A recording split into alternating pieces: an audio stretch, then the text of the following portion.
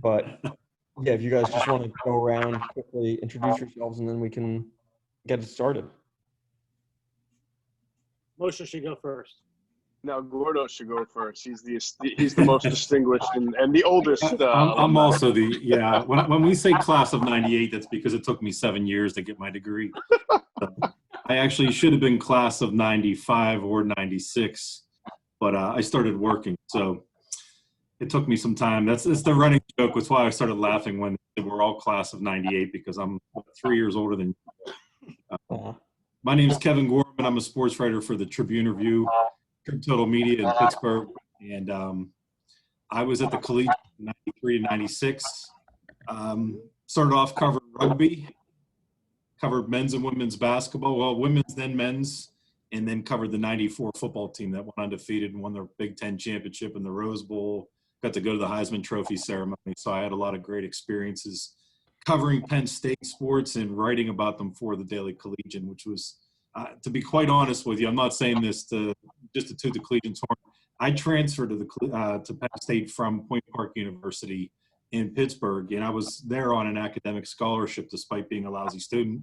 And I left my scholarship and went to Penn State, and it was strictly because at the time there was a newspaper strike in Pittsburgh in 1991 when I was a freshman, and I think it was my freshman and sophomore years, and it was awful not to have a daily newspaper to read, and it was awful to not have anything to write for. And so when I went to Penn State, I visited a bunch of different schools. When I went to Penn State, it was when they walked me into the Daily Collegian newsroom that I knew that's where I wanted to go. I know a lot of people love the campus. A lot of people love the football team. That's not what I was drawn to. I wanted a chance to write for a daily newspaper. So as soon as I walked into the Daily Collegian offices, this is where I'm coming. And so the Daily Collegian opened up doors for me. I did internships in Memphis, Phoenix, Dallas, and Kansas City, and then full-time in Memphis for a year and a half, and then I moved back to my hometown, Pittsburgh. In 1999, I've been at the Trib for 21 years, so I've covered everything from preps to pros, done a little bit of TV, a little bit of radio, some stuff that I wasn't trained to do, but that's kind of how this journalism and communications business has evolved. So I'm happy to be on here with you. I thank you for giving me a chance to come on. Of course. Brian or Geoff, when he wants to go next. Okay, class. I'm Brian Costello, class of 98. Unlike Gordo, I was only there for a few years at Penn State. I actually transferred in. I went to Purdue originally, and then transferred to Penn State, went to Penn State Hazleton for a year, and then I was at UPark for 2 years. That's kind of where I found the Collegian. I think I knew I wanted to be a writer, before I got to Penn State, but the Collegian kind of solidified it for me. And it was just a tremendous experience. And, Gordo talked about that newsroom. It was like a magical place for me. That was kind of where I felt at home. I remember, spending just hours and hours at the Collegian and sleeping there sometimes on that leather couch upstairs, in the James building, and, just really found my way there. I started out covering fencing. That was my first beat after being a candidate. And I treated the Penn State fencing team like they were the UCLA basketball team of the 70s. I just wrote tons and tons of articles about that, and I think Mosher was one of the editors at the time. They let me do it. Then senior year I did basketball, men's basketball, and I had a blast doing that. After college, I went to a paper in Virginia, the Daily News Record in Harrisonburg, Virginia, where I covered James Madison for a little while. And I remember thinking when I got there, like, it wasn't that much different than the Collegian, except I didn't have to worry about classes anymore. Like, it was unbelievable to me that, like, all I had to do was work, and I kind of did the same thing at the Collegian. It wasn't that much different. I bounced around to some different papers. I actually worked for the New York Post in 2000 for a magazine called Sports Week that they had that lasted a year. Then it closed, laid off. I worked for some papers in Jersey. Then I went back in 2004 to the Post, and I've been there since. I basically covered a little bit of everything since I've been at the Post. I've done 3 Olympics. I did baseball. if you remember, you guys are probably all too young for this, but Mosher and Gordo remember the steroid craze of the mid-2000s. I covered those congressional hearings. I was in the room when Mark McGuire said he didn't remember the past, so that was an interesting experience. And then in 2011, I gave all that up to cover the Jets full-time, which was, at the time seemed like they were like this, they just got the 2 FC championship teams. And I'm like, I'm going to cover some great football. They haven't played a playoff game since I've been on the beat. So since 2011, I've watched a lot of bad football. There's no sign of that ending anytime soon. So, but it's been a fun ride. I still get to cover the Super Bowl every year. So I've done the last 10 Super Bowls, I guess, which is always interesting. And I've gotten to see a lot of great things in this career and traveled to some interesting places. And I did witness the butt fumble in person, which I think will probably be my greatest claim to fame when all is said and done. Go ahead, Moshe. Moshe was my sports editor too for a while. That's a good segue, because if I can, before I get into myself, if I can just point out, Brian, that I distinctly remember as a sports editor, you were a columnist or a writer, and you wrote a column in 1997, I want to say, that was about the Washington Redskins and how they should change their name from away from the Redskins, if you remember that column. Yeah. And I thought it was an awesome column. And here we are 24 years later. And words have now turned to action. So congratulations to you on being very ahead of the curve on that. I'll always remember that. It was a really good column. I'm Geoff Mosher. I don't know what to call myself, unlike, Gordo and Kaz, who have kind of defined titles and work for outlets.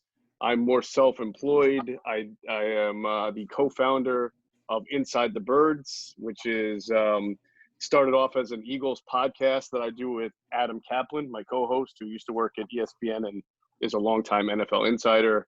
And we have grown our podcast into a website, a Facebook page, and also a YouTube channel. And we're growing by the month, by the year. We're in year 3. We just reached a deal today, actually, with 97.5 The Fanatic in Philadelphia, a sports talk station, to have a 2-hour radio show on Monday nights from 6 to 8 p.m. That'll be called Inside the Birds Radio. And we are also talking about expanding, bringing people in.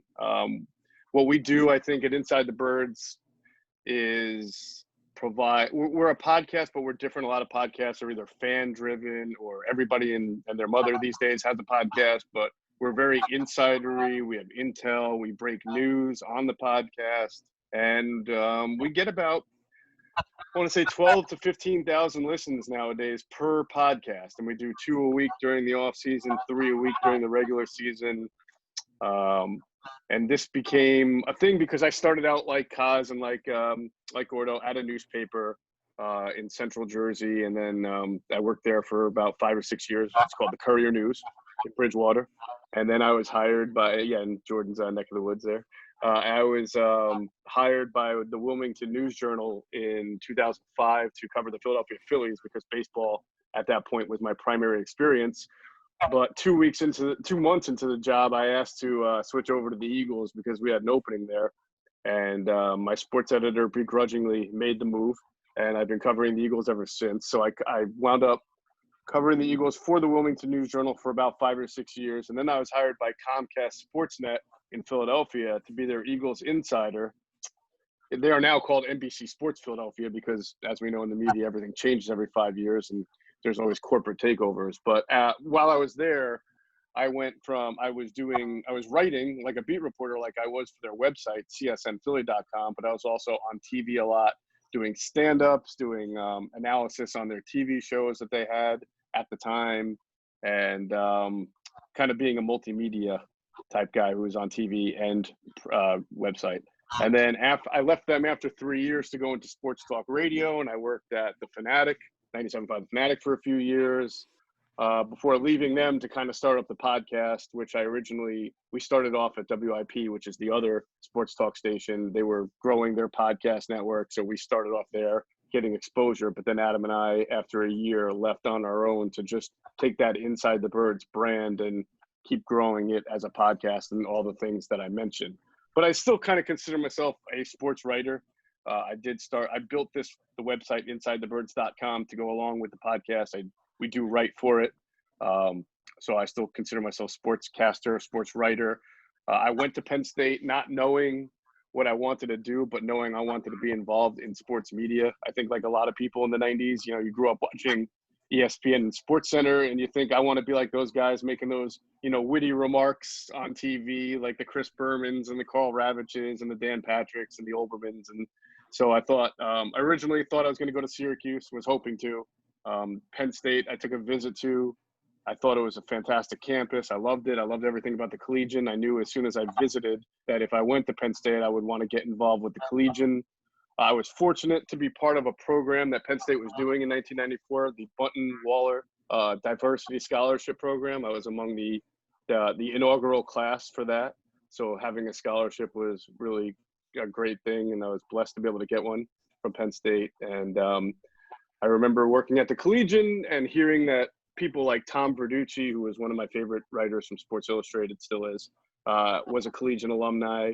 Dana O'Neill, being a Collegian alumni, she worked at the Philadelphia Daily News at the time. Lori Shantz, who else? There were a couple other names that I remember hearing about that I was very impressed. Came from Sweeney Murdy, who is the Yankees guy for WFAN in New York, which I grew up listening to because I'm originally from New York. He was a Daily Collegian alumni, and so I got involved with the Collegian right off the bat. Covered volleyball as my first beat, women's volleyball, I should say. And then got to football by my junior year, and then I was the sports editor as a senior. So I really owe everything that I've been able to do in my journalism career to, as Kevin and Brian were saying, to working at the Collegian. I think that one of the things that all three of us could tell you is that everything we learned in journalism school at Penn State in the 90s, no offense to not by their fault, but it's almost irrelevant now because of the internet and all the new media and technology that didn't exist where we were in school. But I think working at the Collegian at least gave us a great foundation of what it means to be a reporter and how to really work hard and adapt along the way. Because while we were at the Collegian, I think we were starting to transfer into just having an online presence. It was just really beginning. So we all learned a lot of valuable lessons there. All right. Well, I appreciate it. I guess a good place to start would be, so obviously, you, all three of you are on, beats right now covering specific teams, but you all seems like started off maybe as more like generalists and having like sort of more general, broader assignments. I mean, is, like coming out of school, what should we expect? Should we expect to be thrown into the fire and put on a beat right away? Should we expect to be more of a general assignment person and just say, here, go cover like this sport today and then another sport tomorrow? I mean, I know the field has maybe changed a little bit from when you guys graduated, but what, based on your reading of the TVs and what you're experiencing now, how do you see the winds shifting? I think you have to be open to everything, Jake. Like that'd be my biggest advice to people. And it's changed. Like it hasn't changed a little bit since we came out. It's changed like unbelievably. Like I recorded my podcast this morning, and it's basically they told me last year, like, you're doing a podcast, and I said, oh, good. Do I get more money for that? No, you're doing a podcast. And it's like it's just everything has just changed and grown. I think you have to be open to everything especially coming out of school. I don't think you can have something like, okay, I'm going to do this. I'm going to be on ESPN. Like maybe you will be, but like you should just be open to doing anything and covering anything. And I don't think no should really exist in your vocabulary when you're coming out of school. And basically that's the key, I think, all along is not saying no to things, but especially when you're coming out of school. Yeah, I think Go ahead, Jay. when we were all coming out, there was almost this kind of natural lineage to how to get to where you want to be. You wanted to cover a big beat or work at a big outlet, big newspaper. You would have to start off somewhere small, covering either high school sports in maybe some podunk town that you'd never heard of, out 1,000 miles from where you lived, and hope to do well there, and then get to a medium-sized place. And then, I think, Kevin, you worked at like 5 different newspapers. You interned. I remember when you were in Kansas City, right? So, or Memphis, was it? Both? Both, yeah. But now I almost have a difficult time giving someone advice on what path other than work hard, and Brian said, say yes. But now there's so many opportunities with social media and the ability to market yourself, YouTube, where if you have a voice, if you have a passion you can start putting your work out on your own. You don't need, and I'm not saying that having an outlet is a bad thing. I'm just saying to get recognized, to get your work noticed, you can have your own website. You know, find some influential people on Twitter, tweet at them, see if they retweet something you did. But there is a way to start to go about doing things yourself to get noticed by that outlet that you may want to work for. You know, if you wanted to, we used to have to submit clips. And if I didn't have the Daily Collegian, what clips would I have, right? But now you can literally write on your own blog and call it a clip and send it to somebody. It may not get you anywhere, but at least it shows that you're putting the work in. So yeah, I agree with Brian, say yes to everything, look for jobs that are available. All of us learned that we would probably have to do internships that were not paid and do things like Brian was talking about with the podcast that you're not going to get paid for, but at least you get experience with to use. But there's just such a wealth of an expansive of outlets for you to be able to market what you can do now and then point people there to gain some type of credibility. Yeah, I tend to tell my experiences anecdotally. So I'll tell you a couple stories, but I want to kind of echo what Geoff just said. Is one of the things that the students coming out of school are going to have are kind of, in some ways, you're a lot more savvy with social media, with video, with podcasts than we are. I'm 47 years old. I've been in the business for now as a full-time employee for more than 25 years. If you go back to my college days, it's pushing 30. And so there's things that I can do, and there's, you know, the institutional knowledge that I bring, having covered everything in Pittsburgh for 2 decades, having covered Super Bowls, the Stanley Cup Finals, and the Major League Baseball playoffs, and college bowl games, the NCAA tournament. There's all kinds of things that I bring in terms of the institutional knowledge, in terms of the contacts. But there's also a lot of things that I don't know how to do, or I'm not that savvy at doing, and that may involve social media, may involve producing videos. It may involve, I don't know how to do a podcast. Both of these guys have podcasts. I've been on them, but I don't know how to produce my own. And those are things that are all things that you can bring experience from your college years and add that to any type of outlet, and all of a sudden make them better. And whether you're doing it on your own or you're producing it, you're just as valuable to company, whatever type of company we're going to look at. But I'll go way back to when I was an intern. They used to print out a page and they would give you your daily schedule. My schedule was either 10 a.m. or 3:30 p.m. And so I was either working a morning shift or an evening shift. And it would say 10 hyphen or like 10 slash and what you were doing that day. And the one day I walked in, and this was in Memphis, Tennessee, and it said 10 slash rodeo. And I said, what in the world? This is Memphis, Tennessee. What kind of rodeo am I covering? And they said, oh, you're covering the fishing rodeo that we sponsor. And they actually had a fishing contest for kids in the area. And they had me go out and write about people fishing around this pond that was stocked with fish. And I'm, first of all, I'm not a fisherman. Second of all, I'm not Southern or from Memphis, Tennessee. So I was a Yankee. And the first thing they told me when I got there was, do you know the difference between a Yankee and a damn Yankee? And I said, no. And they said, a Yankee's somebody from the north. And I said, well, I knew that. What's a damn Yankee? And they said, that's someone from the north who comes south and stays. And that was my introduction to Memphis. Welcome to Memphis, y'all. And so I go cover this fishing rodeo. And of course, what do you write about when you don't know anything about fishing and you have to cover a fishing rodeo? I wrote about the one that got away. Some kid caught a big fish. He would have won a prize and couldn't get the fish off the line. His dad tried to go in and get them with a net, and his dad slips and falls and ends up in the pond and is drenched head to toe. And they ended up giving him a prize. It was a fun story, but you make the best of it. I went to Dallas, Texas, worked at the Dallas Morning News at the time. It was the biggest and best sports section in the country at the time. And, just being in the newsroom with some of the legends that were there, Blackie Sherrod and, Randy Galloway were the columnists at the time. And it was just, these guys were legends. And they sent me, they had assignment, 7 p.m. rodeo. And I said, oh, am I going to a fishing rodeo? And they said, no, you're going to the kind of rodeo where a cowboy rides a bull.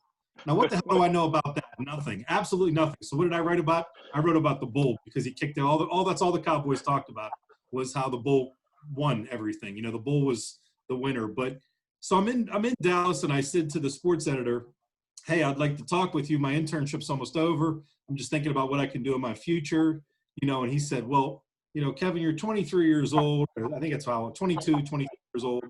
You're not going to start your career at the Dallas Morning News. That's just not how this business works. What do you want to be? And I said, well, I want to be a sports columnist. And he said, what are you going to do for the next 20 years before you become a sports columnist? And that just crushed me, because there was my dream. And my dream was to be a sports columnist by age 35.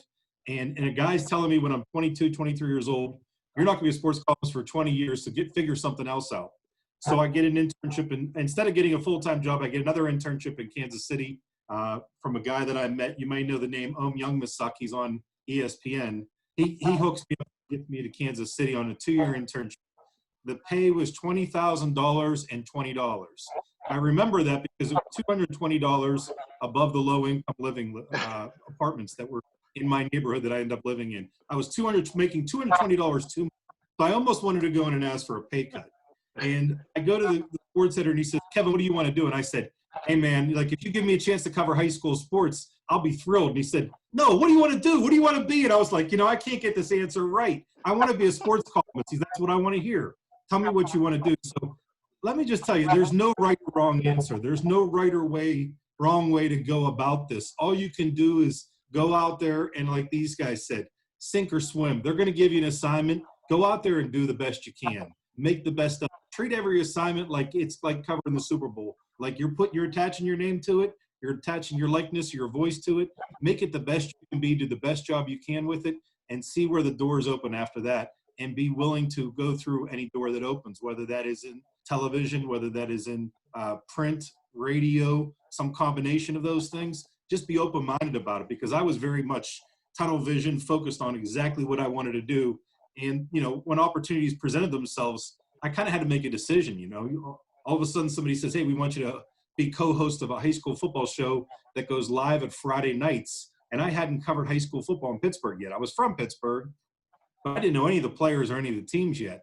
And they said, hey, we want you to go on live at Friday night. So go out, cover a game, drive back to the studio, and go on live television on Friday night. And the first night I'm out there, Guy Junker, who was like a legend, who was from my neighborhood, the same grade school and high school as me. He was like a legend in Pittsburgh. And we're on the show, and him and the producer are screaming at each other. And the producer throws something at him, and he MFs the guy. And they're going on, and they go, okay, we're going to be on in 10 seconds. 5, 4, 3, 2. And he goes, hi, I'm Guy Junker. Welcome to High School Football Extra. And I'm sitting there like this. Oh, my God. Like, what the hell just happened here? Like, that's what this world's like. You never know what to expect. So, that I think that's a good segue to my next question, which is, you've all sort of alluded to the way the landscape is changing and things like that. And, starting off, maybe you didn't know how to do everything or weren't super well versed in some of the things that you were asked to do. I mean, do you find that, there's an ability and a chance to learn on the job, or there's some degree of like sort of overselling yourself a little bit and then sort of nudging somebody and being like, hey, can you come show me how to do this? I mean, how do you, go about that if you're not coming out maybe with, all of the broadcast expertise, or, you might not know how to like edit audio for a podcast and stuff like that? It's up your alley, Geoff. Man, there's so many. All right. So like Kevin was saying, I have countless stories of working at Comcast Sportsnet, where now I'm not just writing for the like a beat reporter, except for a website, but now I have a camera in front of me and a microphone in my hand for the first time. And there are some pretty legendary stories at Comcast Sportsnet about me adjusting to doing TV, and all of the, the joke, take 1, take 2, take 3. Well, with me, it was like take 55, take 56. And it's not because, they knew that. So Comcast Sportsnet went and hired beat writers to be their insiders, knowing that the beat writers came from newspapers and were not polished TV people. So they were trading experience for content. And, TV people at that time were more known as being like faces for the TV and very well polished and well spoken. But could they give you the inside information that somebody like, myself or Brian or Kevin could give you as being a beat reporter? No, absolutely not. So that's what they were trying to marry the concept, and they were willing to live with the multiple takes and my inexperience for for what I could bring from a content standpoint. And I think that you'll find that. And I also do think, though, and I'm not trying to sound like an old man here or get off my lawn, right? This is a good thing, but everybody's used to being on camera now. Everybody's got Instagram. Everybody's got TikTok. Everybody's got, everyone is on camera all the time. And how many times do you walk around seeing people like with their phone in their hand, either fixing their hair or talking into it? So people are a lot more used to the idea of being in a fishbowl environment than we were when, all I had to worry about was what I was writing and people were going to read it and how they were going to interpret it.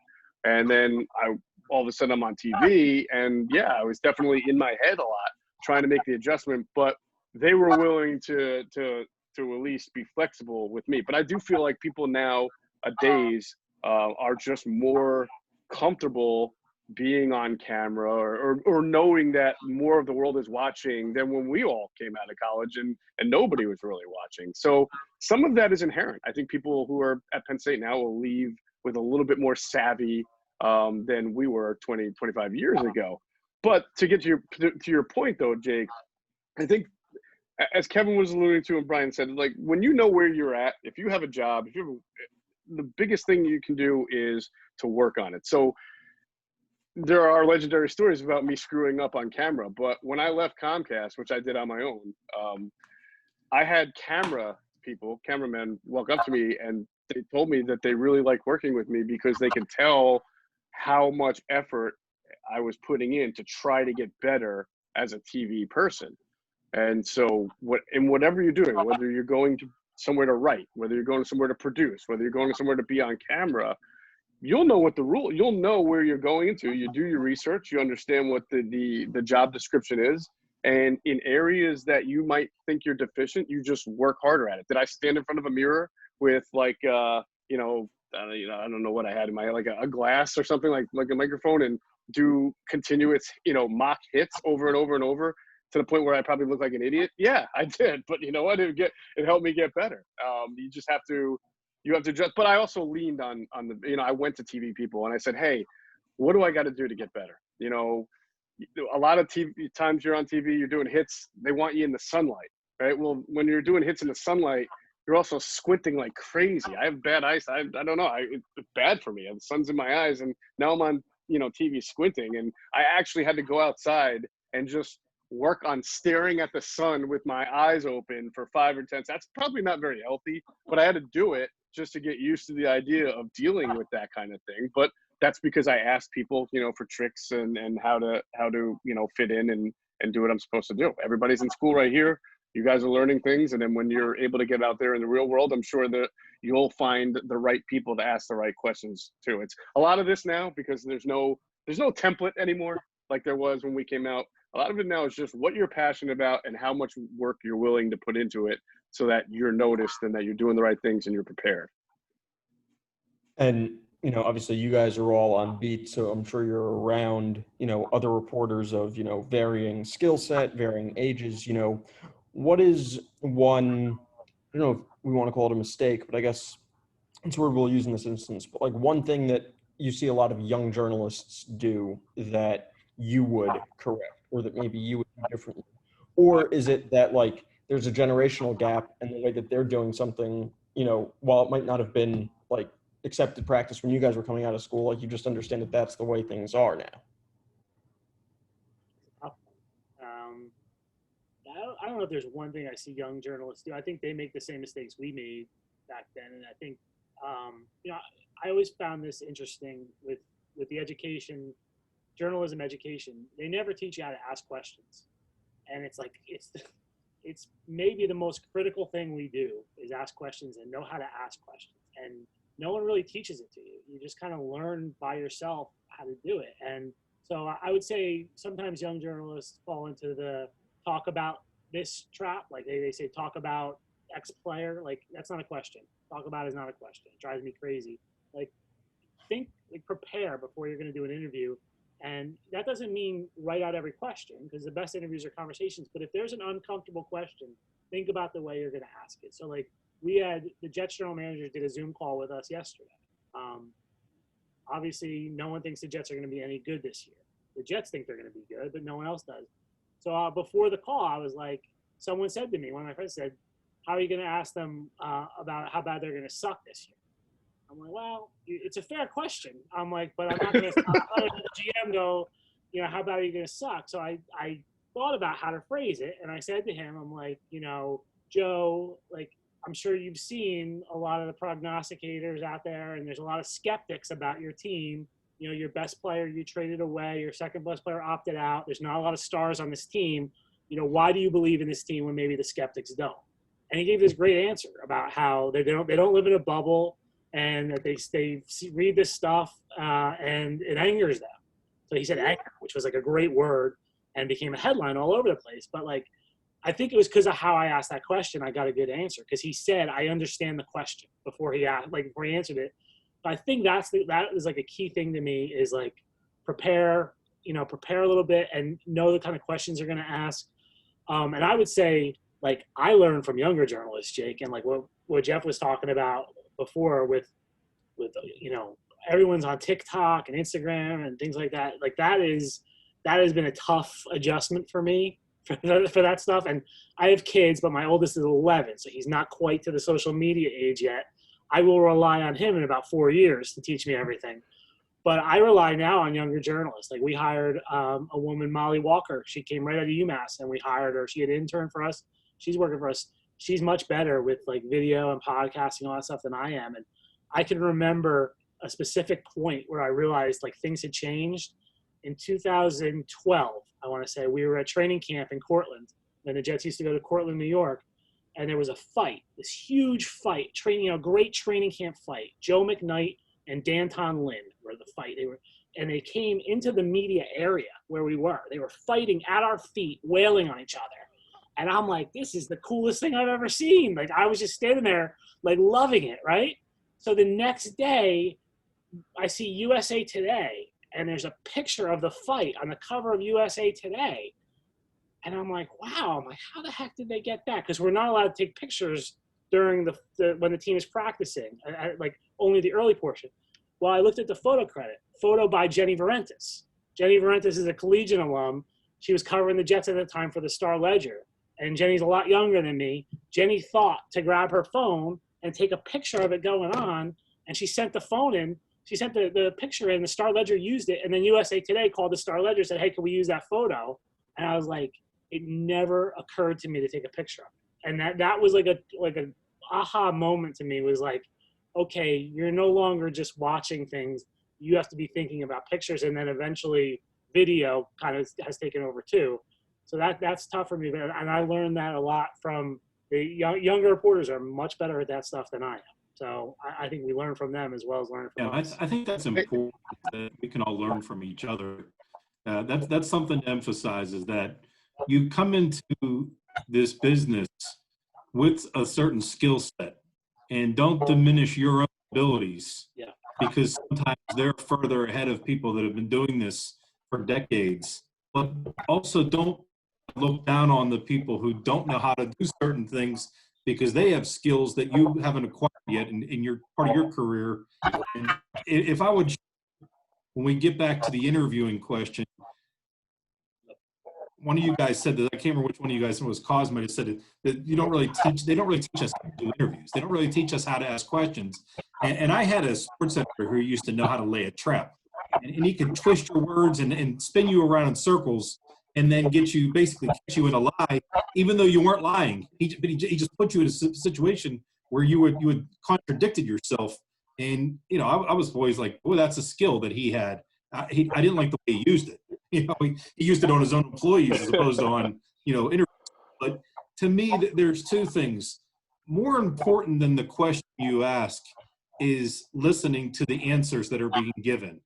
I don't think too many people do that, and especially when we get into what they call the scrum, when there's a group of reporters, television, radio, newspaper, print, however you want to put it, they're all on scrum surrounding a player, and everybody is just waiting to get their question in, and they jump in and ask, and so it's kind of a pinball effect. The questions come from all tables, and the guys never really sit in because typically the people aren't waiting to listen to your answer. They're just waiting to have you stop talking so they can get their question in.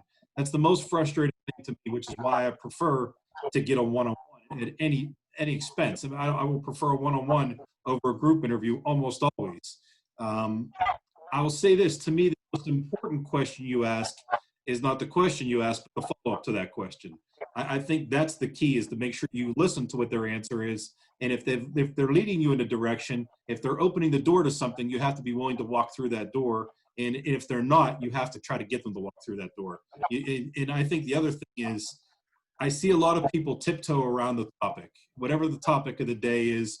Whatever you're dealing with somebody like Cos was saying about the GM.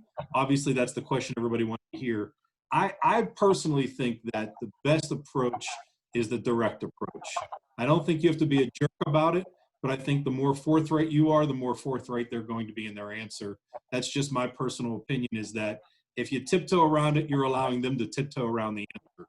If you go direct and you basically just say, hey, let's get to the crux of the conversation here, and this is what everybody really wants to know. I think most of the athletes, coaches, administrators, office execs that we're dealing with are prepared for that question and fully prepared to answer that question for the most part. And if they're not, sometimes you're even going to get a better answer. And Kevin, so, to that point, I mean, we hear a lot these days, especially, I mean, you work in the NBA with the bubble and everything like that, about like access journalism and, people prioritizing maybe access and sacrificing good reporting so that they can keep their access. I mean, is that something that you guys have either experienced or ever had to like wrestle with? I'm just curious how, you guys navigate that situation. Yeah, I'll go first, I guess.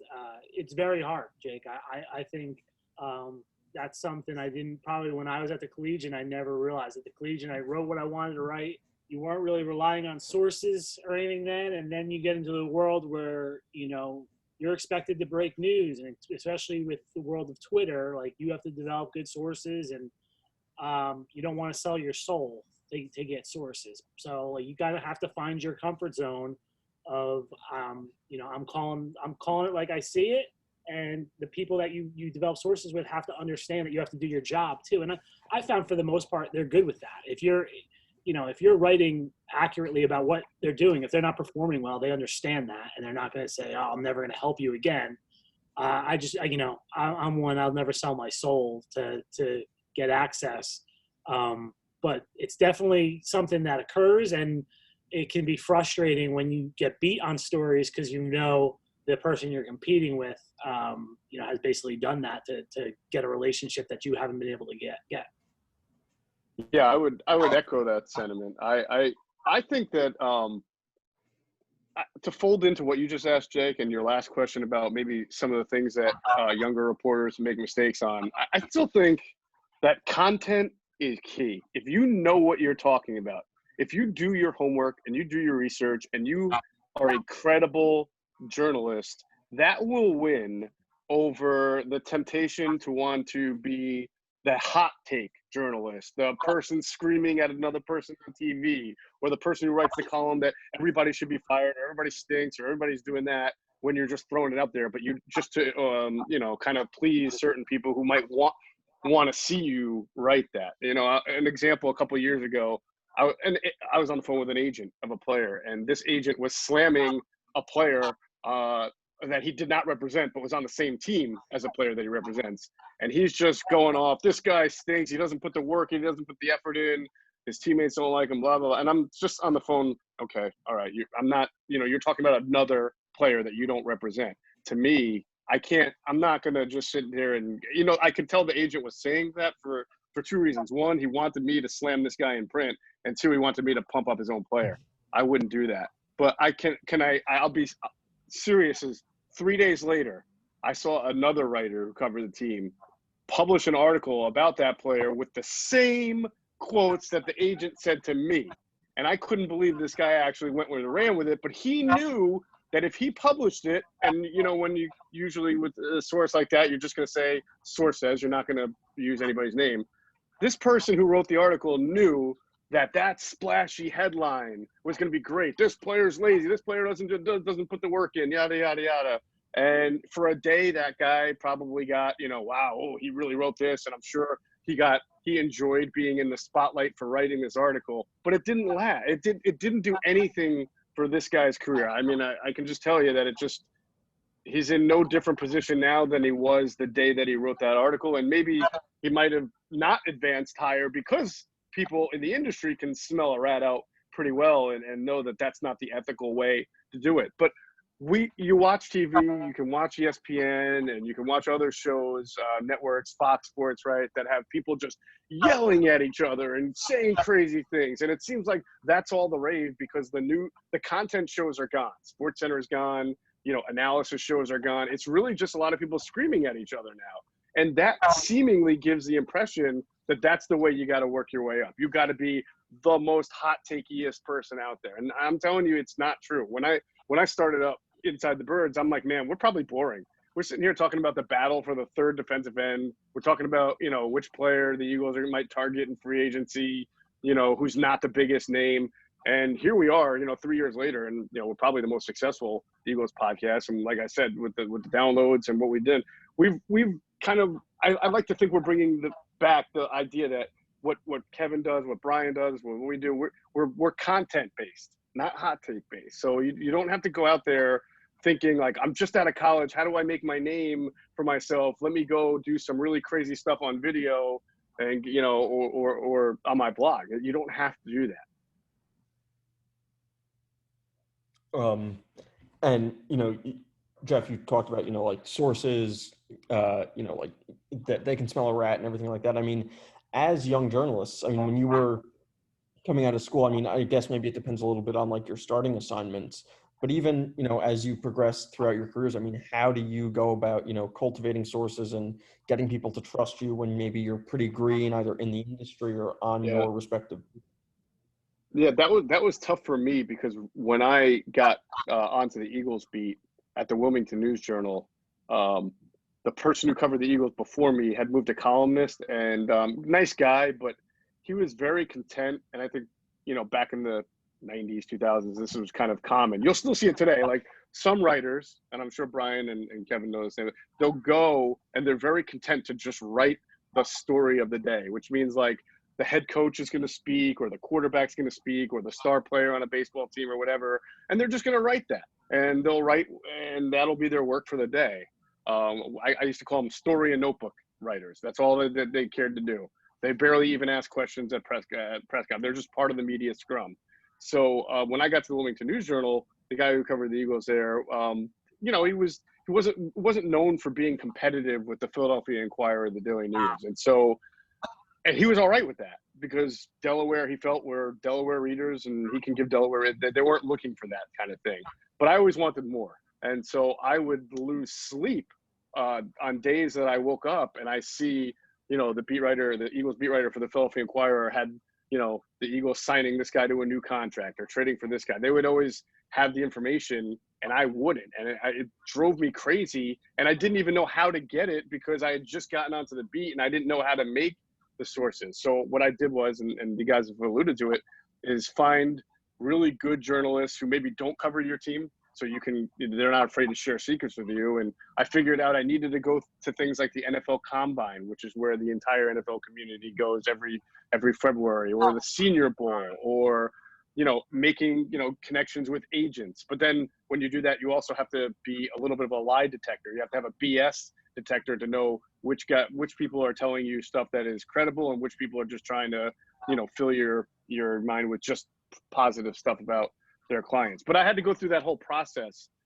So I took some hits for the first year or two on the beat because I'm going up against, guys and women covering the team that just have more resources than me. But I at least learned what I had to do to play catch up, and was able to do that and really start to cultivate my own sources and learn what, off the record compared to on the record. I mean, there's a whole lot of stuff that I kind of had to learn on my own because I just didn't have anybody in my own environment to teach me. But I think, I don't know about Brian and Kev. I know, Kev, you felt like you worked around people you could ask and lean into for advice on those kind of things? Yeah, I go back to when I first got to the Tribune Review in '99, and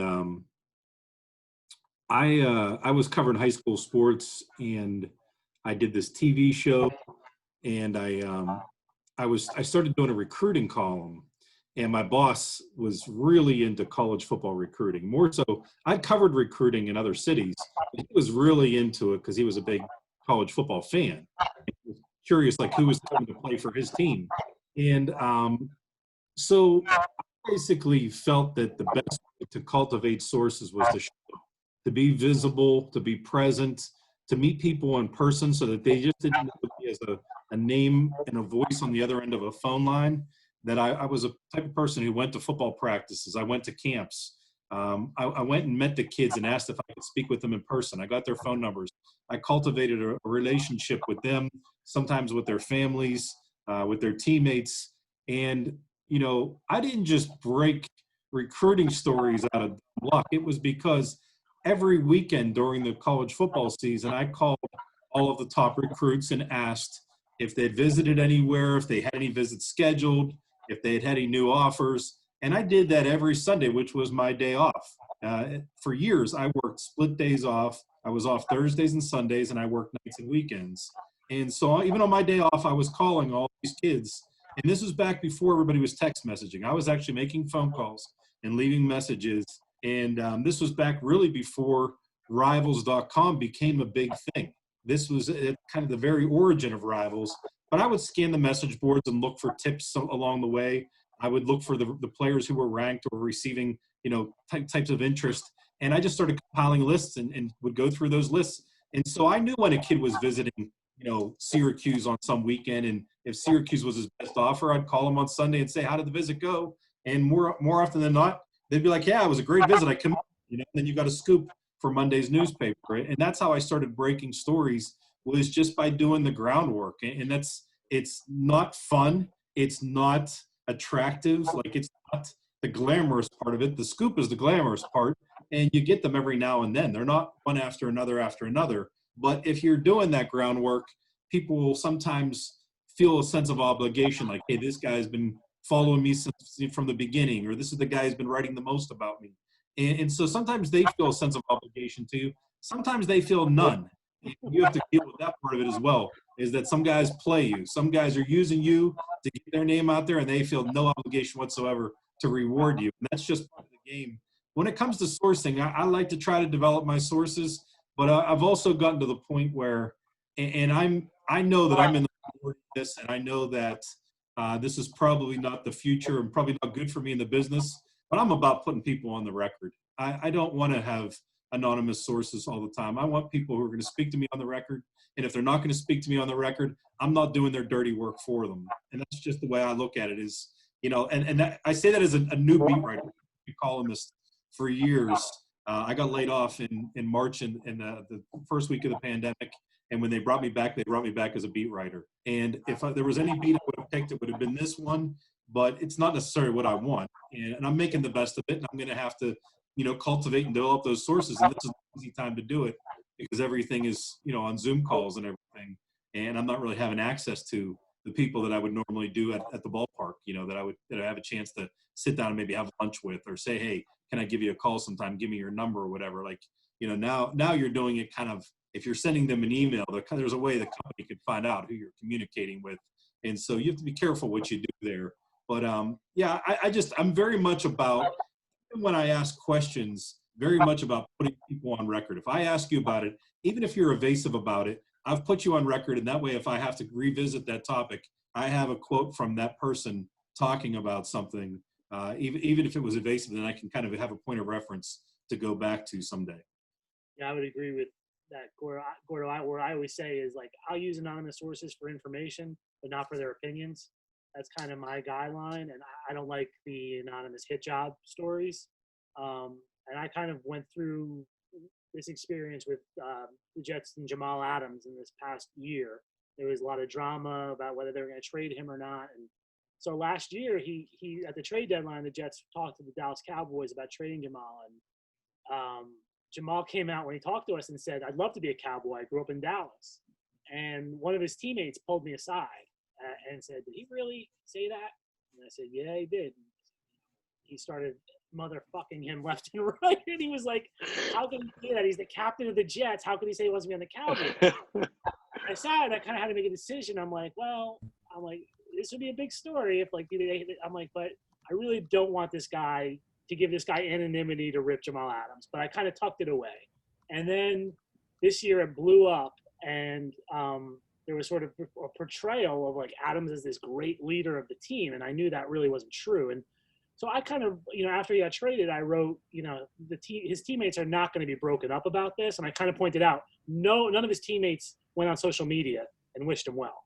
And I was like, that kind of tells you what people thought of Jamal Adams in the locker room. And I didn't quote the guy. I just kind of said teammates were upset last year when he said he wanted to be a Dallas Cowboy. So I kind of found somewhere where I could live with it. And I felt like I'm not quoting him, but I'm reporting what was going on in the locker room. And like one other aspect with the Jamal thing, I'll talk about with sources, because this was a tough one. And like what Kevin and Geoff said about cultivating sources is true. And I think the biggest thing is that they trust you and that they know what you're about, and they know, you're not going to burn them. It became pretty apparent to me during the Jamal stuff that another reporter had aligned himself with Jamal very closely. And Jamal was basically using him as his mouthpiece, because every story that came out was basically slanted toward Jamal. And this is my direct competitor. So I said, I kind of had to sit down, and I got beat when Jamal requested the trade. I got beat that day. And I said, okay, what am I going to do here? Because like, this is not going to be good for me if he has everything about this trade. So I went to people that I know, and I said, look, I don't want the blow by blow of how this goes for the next 5 weeks. I go, but I want the story when he's going to be traded. I want that story. Like, that's the one I want. And I kind of left it at that, and they said, okay. And so then on a Saturday afternoon in late July, my phone rang, and they said, Jamal's about to be traded. And they said, we're not, when we can tell you something, we'll tell you something. The source said, I said, the Jets and the Seahawks are talking. I actually didn't even tell me the Seahawks. The Jets and another team are talking about it, but can't say anything yet. And then when it happened, they called me, and I got the story. So I broke the story that he was being traded, which was like, okay, I kind of rebounded from where I was with, I felt like I was going to get pummeled on the story. But it was only because I had relationships prior that like people would trusted me and were going to help me out when the trade did happen. So it's all about trust to me, and, showing them, proving to them that they can trust you along the way. And, I would go ahead, Geoff. I was just going to say, Kev, I would add to that, before you even get to that point, we should probably talk about, how do you get those relationships started? And I would just advise anybody who has the opportunity to be in a locker room with professional, minor league, doesn't really matter. If you're in a locker room of a team that you cover and you're going to be in it for the long haul, that it's really important that I think you step outside your comfort zone. Whatever you are, your background, your race, your religion, your creed, all of that may differ from a lot of the people that you're covering. And it may be difficult for you to walk up to someone and have a conversation if you're just having a hard time relating. But anybody can relate to anybody. There's always an icebreaker. At least try. I would say go do your best to get outside your comfort zone and talk to athletes that you're covering who are different from you to start to build that relationship. I see too many reporters only kind of talking to people that they already in their heads think that they might be able to associate well with, and then alienating good potential sources, people that they could trust, because they just don't have that comfort to go walk up and just say, hey, my name's Geoff, or my name's whatever your name is, and try to get a feel for who they are, what they like. And like Kevin was saying with the fishing or the rodeo, maybe it's stuff that you're not into, but if you show some kind of interest in it, you start to break the ice, and it enables you to get a little bit more of a relationship with people who are going to be important to you for your career. I've done some things in the locker room very deliberately where I've taken my recorder and switched it to off and put it in my pocket, and taken my notepad and slipped it in my back pocket and clicked my pen off and put it in my pocket, and then said, let's just talk. Like, so you're well aware that we're not on the record. You're well aware that you're not being quoted. And I've done it like kind of demonstratively so that they saw it and they saw that, hey, I'm giving you, kind of an olive branch here to just talk with me. And I can give you an example of a guy, Vince Williams, played linebacker for the Steelers. We sat down one time and talked at his locker while everybody was crowded around waiting for Antonio Brown. I was talking to Vince Williams about social media, and he was talking about how at one point he was trying to be funny, but he said he wanted to be one of the Steelers' killer bees. The killer bees were Ben Roethlisberger, Antonio Brown, and Le'Veon Bell. And he said, "Oh, I want to be a killer bee." So he changed his Twitter handle from Vince Williams to Vince Williams with the B. And so he was just kind of doing funny things like that. And he said to me, I should be on Twitter because I'm a funny motherfucker. That's what he said to me. He goes, I should be on there. I have a platform and I have an audience that I want to cater to. He said, but there's so much crap on there. We started talking about it. And I just stored it in the back of my mind. Well, a year later, they said they want to do a project. This was last summer. They said, we want to do a project. And another Collegian alum, Jonathan Balboli, who's the assistant senator at the Trib, was kind of put in charge of the project, about athletes and social media, with having a Twitter or an Instagram account and how they use it to kind of, build their brand and everything. And we kind of focused on guys like Antonio Brown and all the craziness that was going on with him, and like Juju Smith-Schuster, who was, doing a lot of brand building. And I suggested to Jonathan, I said, Vince Williams will be a great guy to talk with about this. I've had conversations with him. And so we went, I revisited with Vince, and I said, hey, you remember that conversation we had? Can I get you on the record about some of that stuff? And he said, yeah. And I did an 8 or 9 minute interview. And I remember I just gave the interview to JV. I just said, hey, here's this interview. We can do something with it. If you want me to write it, I will. And he said, no, I'll do it. Well, I wish I would have done it, because when I gave the interview to JB, he did the whole thing all by himself. Other people chipped in, but he did all of the writing and all of the bylines and everything, and he won awards for it. So I was kind of like, if I put my name on that, I would have been part of the award, would have shared the award. But, that's the type of thing. There's a lot of stuff where you can have conversations off the record that you can then revisit on the record that can be very helpful for you. And, so I was – thinking about that as far as the stories go. But the other one I wanted to tell real quick was when I was in Memphis, I was an intern, I had another year of college left, and they sent me to cover the FedEx St. Jude Classic golf tournament in Memphis, a PGA event. And on Saturday, it was one of the championship rounds, basically round 3 of the event got washed out. It was a rain out. And my boss said to me, hey, I need you to come and do the cleanup story tomorrow about how they got the golf course ready and everything for the championship round. They were going to do what they call a shotgun start, where all the golfers start on one hole. All 18 holes are filled with golfers, and they start it, and then everybody plays the rest of the round that didn't get finished, and then they play the championship round after that. And he said, I need you to be here around 6. And I said, 6 p.m.? I'm pretty sure the events can be over by 6 p.m. He said, no, we need you to be here by 6 a.m. And I said, I don't even go to bed till like 3 or 4. I don't know. How am I going to get here at 6 a.m.? I'm a college student. Like, I don't go to bed that time. And he said, well, go home now and go to bed early tonight, because I need you here at 6 in the morning. And so I did, and I got there, and it wasn't that far of a drive, but I got there by 6 a.m. and I wrote the whole story. And by the time they finished that third round, like around 10 a.m. or so, I had written my cleanup story and finished it and filed it and everything. And I got to basically have the championship round off and go out and watch the golf and just enjoy it. Like, they didn't have anything else for me to do. I was just an intern helping out.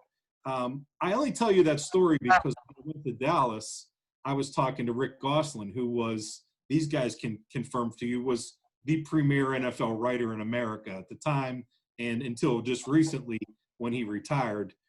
He's known as kind of the NFL mock draft expert, and he's also a guy who's on the Hall of Fame committee. And I remember talking to Rick, one of 2 guys that I met in this business that were just incredibly detail-oriented and very disciplined in how they went about things. And he said, I can get any coach in the NFL on the phone, and I know when to call every coach in the NFL. I can get them on the phone. I know who to call at what time. Like, I've called these guys so many times that they're like, hey, call me at 6 a.m. That's my call call me at 4:30 in the morning. That's when I'm driving to the office. And Rick Ostlund was disciplined enough to schedule, being that this was his career, the NFL, covering the NFL, he built his whole lifestyle schedule around his NFL coaches' schedules, the guys that were going to be his sources. So where we only get access to a head coach maybe once a week, maybe sometimes the Steelers only get Mike Tomlin available once a week during the season, during regular situation, not non-pandemic. He could get Mike Tomlin on the phone anytime he wanted because he knew exactly when to call, and he had established that type of relationship with him previously, that Mike Tomlin knew if Rick Ostlund's calling you, it's for a good reason, and he's got a national platform and he's one of the best in the business. So this is a guy you want on your side. So part of it though is the idea that, you can't ask people to adapt to your lifestyle. You have to adapt to theirs or whatever you're covering. And, I've gone from being a guy who, was a night owl to now one who's up at 6 o'clock in the morning to now I'm covering Major League Baseball, where I had a game this year where I didn't leave the press box until 2:30 in the morning. And then I'm like up at 6 o'clock in the morning just because it's clockwork for me now. And then I'm having to take a nap before the game that night, just so I know that I can be able to see straight at 11 o'clock at night when I'm filing my write through. Mm-hmm. And, I think this would be, potentially a good final question is, when you, obviously COVID has sort of turned the sports world on its head, from no fans to, doing all of this stuff over Zoom to, you look at some of the journalists, be it at The Athletic or other, even like less established entities, but still like, newspapers who are losing their jobs. And, with this oversaturated job market for when sports do eventually return, how do you suggest that we go about navigating that? Is it, we need to find a niche? Is it, we need to sort of just like realize that, jobs are few and far between, so just take sort of any opportunity? In this age of COVID and how it's changed the landscape, what are your recommendations? I guess I can touch on this first because I was laid off. I'll tell you this, when I got laid off in March, my first concern was healthcare. I have a 16-year-old son who has asthma and has prescriptions and goes to the doctors quite frequently. And I was worried, for one, about being able to take care of that end of it. And then I was also worried that, if I were to get sick or he were to get sick, whether we would have healthcare. So that was the big concern. Fortunately, I was only laid off for 30 days. My company essentially laid off about 24 people so that they could get a PPP loan, to protect the payroll, which is kind of a little bit about the business. I'd worked there for 2 decades and had risen to the sports columnist, and I was one of the first people they laid off, just so they could get a loan for, a couple $1 million, which is big money to them, but it told you like how little they thought of me as a person employee. What I found was that, at the time, there were 40 million people unemployed. Going through unemployment was not fun. Filing for all of that, I still am owed a check for the first 2 weeks of unemployment because there was a glitch somewhere and I can't get through to Pennsylvania's unemployment. So, I'm just kind of biding my time until I can get through to them. But I would say this: when we were going into the business, it was very defined whether you were television, radio, print. If you went into PR, you didn't belong in the other fields as far as everybody else was concerned. It's kind of like, you chose PR, you're dead to us. And that's and I can tell you that's no longer the case. I know people that have gone from PR to print, and I know people have gone from print to PR. There's a lot of crossover. I know people that have done television, radio, and print. I know people that have gone from print to radio and TV, and I know vice versa. People that have been in print and radio and TV and have come to print. I think the thing you have to do is, one, work on your craft. And your craft can no longer just be one focus, one discipline. It has to be the ability to be able to write, to be able to speak, to be able to do so in front of crowds, to be able to do so on camera, to be able to do so behind a microphone or behind a camera. Those are all valuable things. And there should be no shame whether you are the content producer or just the producer. There should be no shame in which direction you tend to take your career, because as we've seen the landscape shift so much, the careers can shift with it. And one day you could be covering a team, the next day you could be working for that team as an employee, and vice versa. It could go the opposite way as well. And so I think the big thing is to look for opportunities and to make the most of those opportunities. I think that's what people want to see more than anything.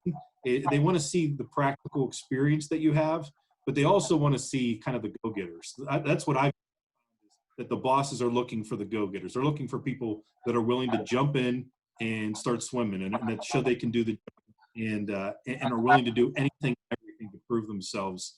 So, you know, that to me is the most important thing, is look for the opportunities. I was willing to travel anywhere in the country.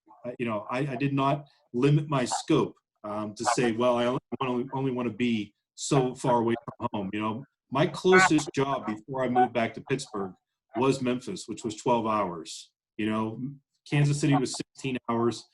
Arizona was a three-day drive. Dallas was a 2-day drive. I mean, everywhere I lived was so far away from home, and I drove into cities back before we had Google Maps. I had plastic maps. You know, they were these laminated maps that would unfold, and I drove through cities that way, looking at these laminated maps while I'm driving. And, you know, I'm in downtown Phoenix, and you go down Central Avenue, and you have First Street is on the right and First Avenue is on the left. So you better know which one you're going on, because they're headed in opposite directions. And if you go 30 blocks the wrong way, you got to go 60 blocks to get the right way, you know? And that was, you know, that's the kind of stuff. I drove into these cities I didn't know a soul, and I was like, okay, I'm going to come here and make it work. And that's just the attitude you have to have. I don't think the landscape's any different in that sense. I think you probably have better tools, and maybe more opportunities. Is just not traditional opportunities are necessarily going to be the ones you get right out of college sometimes. Yeah, I would echo what Gordo said. I think, you know, just being willing to be a go-getter and work hard still goes a long way, no matter what the mediums look like. And, you know, I was a sports editor for 2 years between my stints at the Post. I was a sports editor at the Herald News in New Jersey.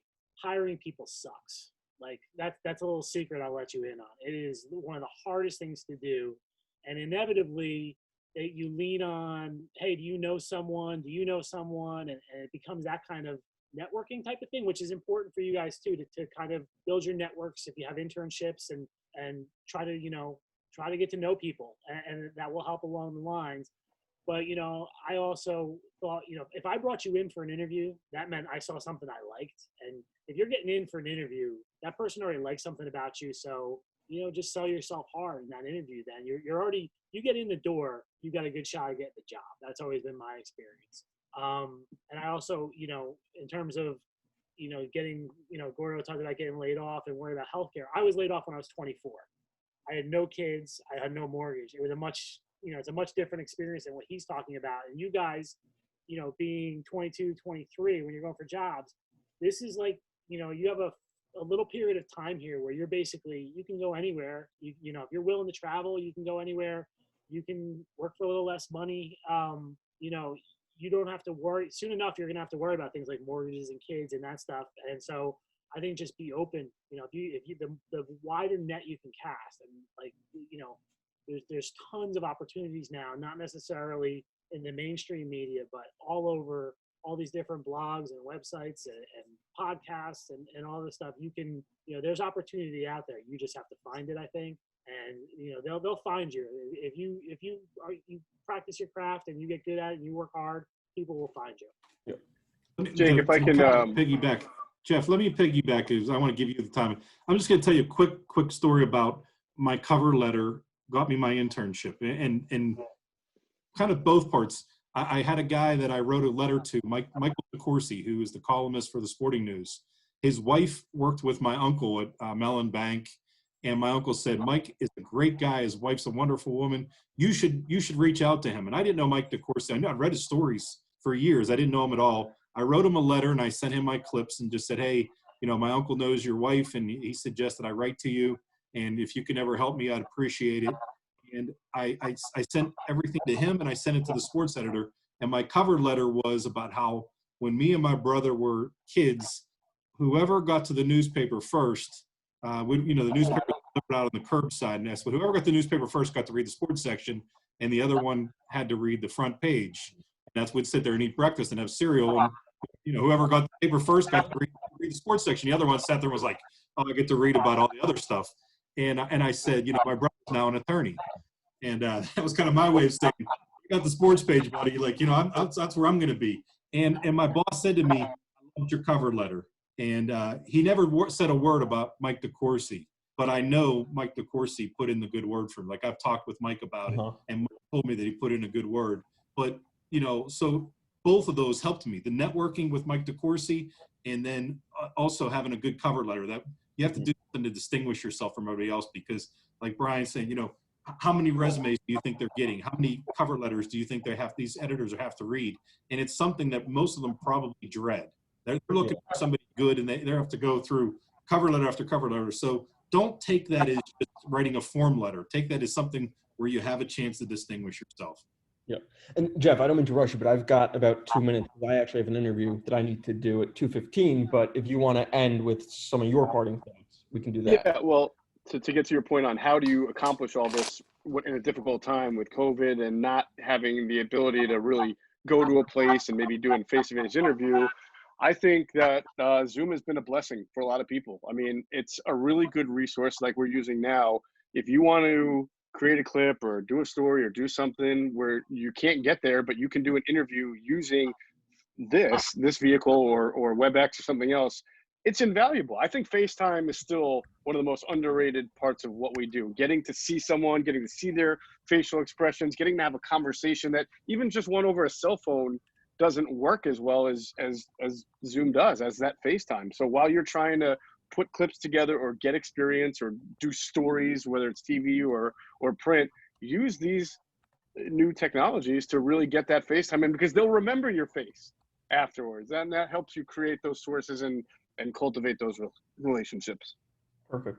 Well, again, guys, I appreciate you taking the time, especially during the week, to talk to a bunch of us. It was, I'm sure, great advice, and I'm sure we'll definitely reach out if we need anything. So appreciate it. Yeah, I gave in my bio, I put all my contact info, so feel free to give it out. I'm happy to help any of the Penn State students, especially the collegian students. Same here. Perfect. Yeah, I was gonna say that. Go to Jake. Go to me if someone has questions or wants to follow up with any of the guys. And thank you all. I really appreciate taking the time. Good luck on your Zoom, Kev. And thanks for all the insights, guys. Very valuable. Good to see you. Got it. See you guys.